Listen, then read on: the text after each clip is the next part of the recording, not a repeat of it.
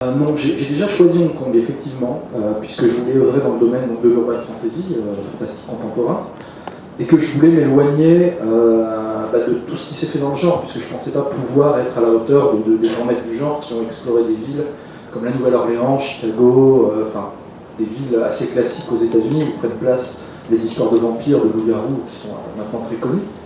Et donc je me suis tourné vers ce que je connais assez bien quand même, qui est la culture asiatique, et Hong Kong s'imposait d'elle-même, de par le cinéma, qu'on connaît bien quand même en France.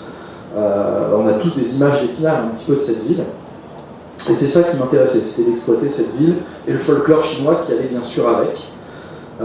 Donc le décor était là le premier, et après, je savais un peu ce que je voulais raconter, c'est-à-dire que ça allait être une histoire, on va dire un peu classique, entre guillemets, d'urban fantasy, un héros un peu détective qui est plongé dans des sales affaires, mais à Hong Kong. Et donc qu'est-ce que Hong Kong pouvait apporter à ce canevas relativement classique? Même question pour vous, parce que le choix d'une petite ville américaine, dans nos imaginaires baignés de séries télé et de films, il n'est pas innocent. Oui, bien sûr. Mais pour moi, en fait, quand j'attaque une histoire, je ne réfléchis pas vraiment au lieu. C'est tout de suite, j'ai une image, j'ai une atmosphère qui me vient tout de suite. Et à partir de là, ma vie me sert un peu comment on s'appelle là on écrit les notes d'une partition. Me sert de partition en fait pour écrire tout le canevas de mon histoire. Et alors pourquoi une ville américaine pour le coup?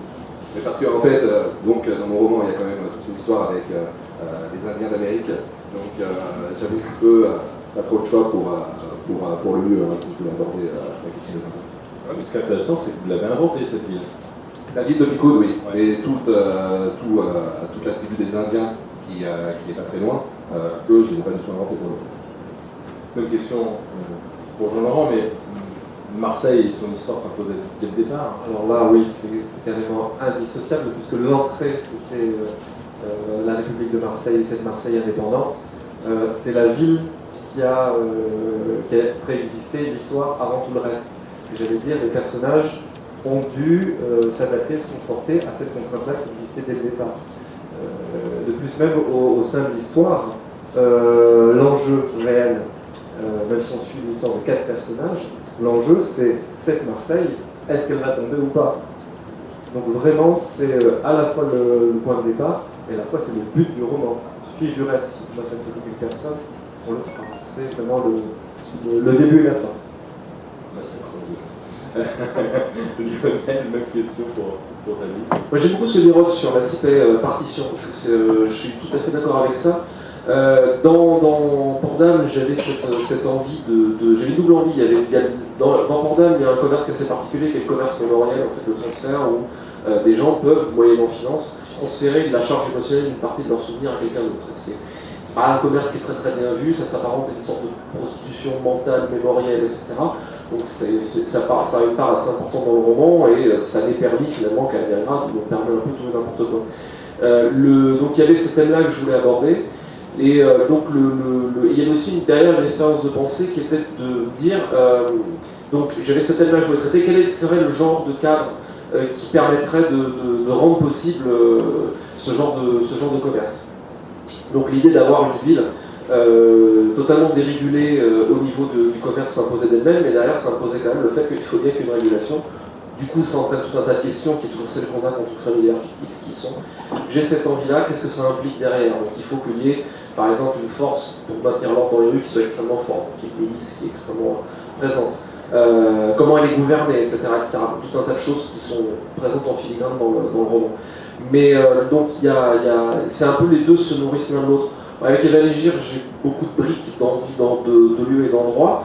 Et Aliagrad est une ville qui a un long passé qui ne sert pas du tout de socle au roman, mais que moi je connais, et qui est une ville qui a servi d'outil en fait à différentes factions au fil des ans. Et à un moment, ces deux notions-là se rencontrent.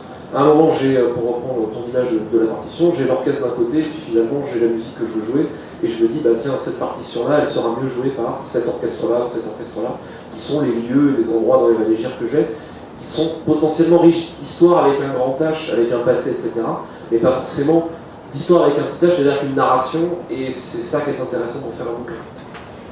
En quoi le système que tu inventes dans cette ville-là limite ton histoire ou l'oriente ou la définit par rapport à ce que tu avais prévu? C'est toujours, pour moi, c'est toujours un mouvement. Les deux, chaque aspect se nourrit l'un de l'autre. Il n'y a pas, je crée un truc d'un côté et ça va orienter l'histoire entièrement de l'autre côté. C'est les deux se construisent ensemble. La construction progressive de la société d'Anagrad et de son régime va impliquer un certain nombre de conséquences et déroule un certain nombre de conséquences logiques qui vont orienter l'histoire, mais également ce décor doit servir l'histoire. Donc si à un moment je tombe dans une impasse, je suis à la phase de la création, donc tant que ça ne va pas contredire quelque chose déjà établi dans les livres précédents, surtout qu'en plus c'est facile parce que ça se déroule à une autre époque, mais mes intentions que j'ai pour l'univers, tant que ça ne contredit pas ça, j'ai totalement la possibilité de revenir à la planche à dessin et de changer le fonctionnement d'une chose ou d'une autre. Donc c'est de manière à ce que ça serve mieux mon histoire. Et c'est vraiment un mouvement de l'un à l'autre. C'est pour ça que la formule dire la ville est un personnage est très belle, mais c'est autant un personnage qu'un décor. Et l'histoire est là pour servir le décor est là pour servir l'histoire.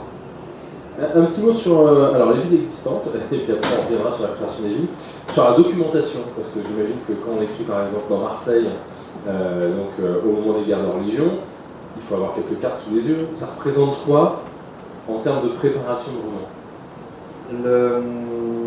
J'allais dire cet aspect-là, c'est quasiment l'aspect le plus chronophage en fait, puisque effectivement,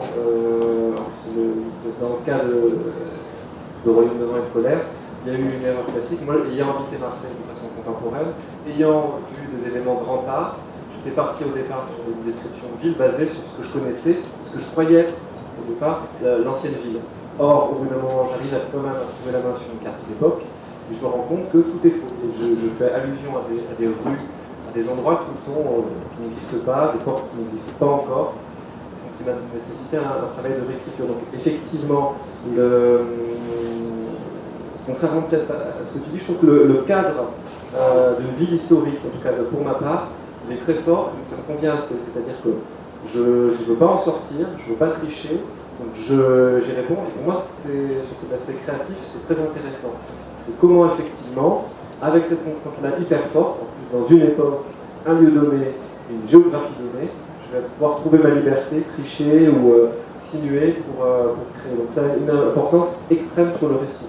Est-ce que ça veut dire que dans une impasse, tu vas connaître une porte dérobée pour que tes héros s'échappent? Ah non, jamais. Non. Donc, du coup, on tourne une partie de l'histoire, on recommence.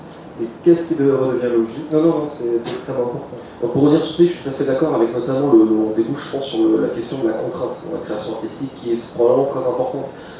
Moi je triche parce que j'invente, mais il y a un moment, je ne peux pas faire n'importe quoi non plus. Il y a un déroulé logique du système que je mets en place. Et là, pour moi, tout le jeu est de savoir faire la différence entre la contrainte qui stimule, c'est-à-dire ça m'amène dans des directions inattendues et donc qui pour moi sont intéressantes, de la contrainte qui bloque et qui va casser totalement l'histoire que je vais raconter. Et là, il faut changer, parce que sinon il n'y a plus d'histoire et plus de bouquin. Donc,